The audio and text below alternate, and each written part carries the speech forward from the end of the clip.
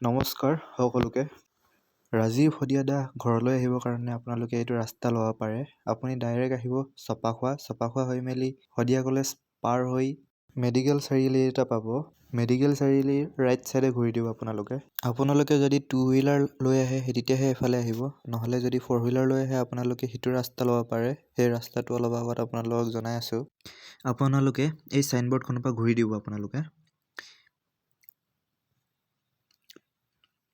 এইফালে ঘূৰি কিনে আপুনি এটা চাইনবৰ্ড পাব ৰাজীৱ শদিয়াদাৰ।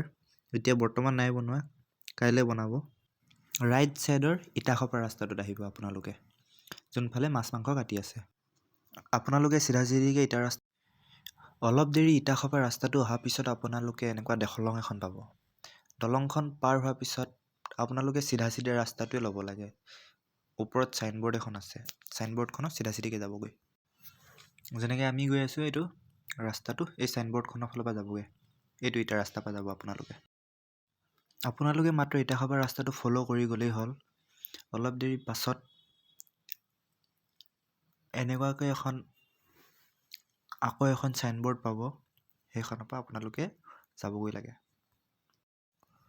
আপোনালোকে 5 মিনিটমান অহাৰ পিছত এইখন দলং পাব। আপোনালোকে ডাবলকৈ উঠি নাযাব, ছিংগল যাব। এইফালৰ পৰা গাড়ী নাযায়, অকল 2 হুইলাৰ যাব। সাৱধানকৈ যাব আপোনালোকে।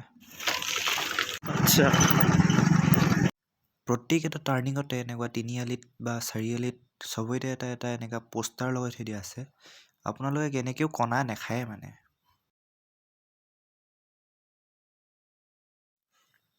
এইটোৱে আৰু ফিল্ডখন, আপোনালোকে সেইখন গেটৰ পৰা সোমাই যাব পাৰে। বৰ্তমান পালোহি ৰাজীৱ শদিয়াদা ঘৰলৈ। চাওক গাইছ, আপোনালোকক এইটো ভিডিঅ'ত চপাখোৱা ফালৰ পৰা কেনেকৈ টুপচিঙা গাঁৱলৈ আহে ৰাজীৱ শদিয়াদা ঘৰলৈ সেইটো দেখাই দিয়া হৈছে। 8 মাইলৰ ফালৰ পৰা আহোঁতে সেই এনেকৈ যেনেকৈ আছে চাইনবৰ্ড, চবফালে চাইনবৰ্ড লগাই থৈ দিয়া আছে। আপোনালোকৰ একো এটা টেনশ্যন নহয়, আপোনালোকে ভালকৈ আহিব পাৰে।